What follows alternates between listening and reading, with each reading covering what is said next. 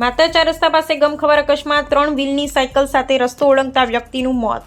ખેડા જિલ્લાના માતર ખાતે 4 રસ્તા નજીક એક ગંભીર માર્ગ અકસ્માતની ઘટના સામે આવી છે। 3 વ્હીલની સાયકલ લઈ રસ્તો ઓળંગી રહેલા એક વ્યક્તિને પૂર ઝડપે આવતા ડમ્પરે જોરદાર ટક્કર મારી। અકસ્માત એટલો ભયાનક હતો કે ડમ્પર વ્યક્તિના માથા પરથી ફરી વળતા તેનું ઘટના સ્થળે જ મોત નીપજ્યું હતું। મૃતકની ઓળખ માતરના મોતીપુરા વિસ્તારમાં રહેતા રાયશંકભાઈ પરમાર ઉંમર 46 વર્ષ તરીકે થઈ છે।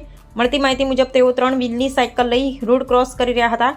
GJ07 TU 8742 નામનો નંબરનું ડમ્પર પૂર ઝડપે આવી તેમની સાથે અથડાયો હતો। ટક્કર બાદ ડમ્પરનું પૈડું તેમના માથા પરથી ફરી વળતા માથું ચૂંદાઈ ગયું હતું અને ગંભીર ઇજાઓને કારણે તેમનું સ્થળ પર જ મોત થયું હતું।